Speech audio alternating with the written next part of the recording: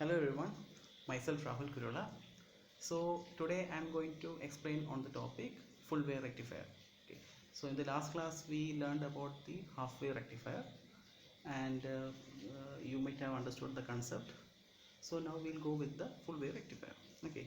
In half wave rectifier, what was like in the circuit we have only one diode, right? In full wave rectifier, either we can go with the um, four diodes. This is full bridge rectifier. This is same as the full wave rectifier, or also we can go with the center tapped full wave rectifiers other, where we can go with the two diodes. Okay, so this is a full wave rectifier, uh, like bridge wave, full wave bridge rectifier. Okay, so in this full wave rectifier, we can see that there are four diodes. Okay, this is D1, D2, D3, D4. Okay, there is an input source. So as you know that a rectifier is used to convert the AC to DC. So input is the AC and we will get output as a DC. Okay, so input is AC. So what happens initially, as you know that in the AC there is a positive cycle, there is a negative cycle. So during the positive cycle what happens? So during the positive cycle, what happens? During the positive cycle, the positive terminal of the battery will get a needs to be forward bias, right? This should get connected to the positive side of the diode, right? Only then it will get forward biased. So here the positive terminal of the battery is connected. Will be how will how can it become forward biased?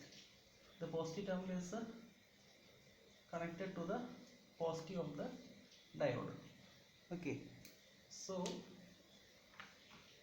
and this positive of the positive terminal of the battery is connected with the negative of the diode for D4. So this will become reverse biased and this will become forward biased, right? So what happens? The direction of current will be in such a way that it will flow like this, it will flow like this, it will flow like this, because only D1 is conducting, D4 is not conducting, right? Because the positive terminal of the battery is connected to the positive of the diode, so that is forward biased, and this is positive is connected to negative of the diode, and this is reverse biased. So D1 will conduct. Okay, so now current will flow like this, it will flow like this, it will go to the load, it will flow like this, it will flow like this, and it will flow like this, and this D2 will conduct. It will flow like this, it will flow like this, and here D2 will conduct and it will return like this, right? So during the positive half cycle only D1 and D2 will be conducting, right? Because this D1 and D2 are forward biased, D4 and D3 will be reverse biased during this condition. Okay, so direction is like this, it will connect D1 to the load, then it will come return and go to the D2, and D2 will conduct and it will return to the source. Okay, so here during the positive half cycle we will get the positive output, that is D1 and the D2. Okay, now during the negative half cycle what happens? Okay, during the negative half cycle I will draw here, sir. I will draw here.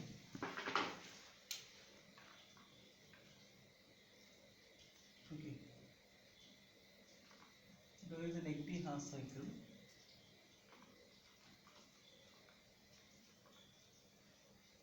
what happens? D1 will not conduct, right? Because it is reverse bias. Because the negative is connected to the forward positive side of the diode. So this won't conduct. Okay. So this will get reverse biased. So which will conduct here? D4 will conduct because negative is connected to negative side of the diode. So D4 will conduct. So current will flow like this. It will flow like this to D4. Okay. It will come like this. D4 will conduct, it will come like this, it will flow like this, it will flow like this, it will come like this, and D1 will not conduct, right? Because it is reverse bias, right? So this current will enter like this, it will come like this, it will enter here, and it will return like this. So what happens during the negative half cycle? D4 and D3 will conduct. D1 and D2 will not conduct because D1 and D2 will be reverse bias condition. Only D4 and D3 will be forward bias because negative is connected to negative of the diode. So current will flow like this through D4, then it will come like this, then it will go through a load and return to D3 and it will return to the source. Okay. So what happens to negative half cycle? Again we will get an output. Here the output will be which because of D4 and D3, right? So here will be getting again we will be getting an output. So earlier in half wave rectifier what happened? Only we got only one during the one full cycle we will be getting only one positive like we will be getting output in the positive half cycle only, right? But here what's the difference in full wave rectifier? That is in the positive cycle we will be getting output as well as in the negative half cycle also we will be getting output. So this is the major difference between the half wave rectifier and the full wave rectifier. In full wave rectifier, in both the cycles, in both the that is in the positive half cycle as well as in the reverse half, that is also in the negative half cycle we will be getting an output. Okay. So I hope this concept is clear of full wave rectifier. Thank you.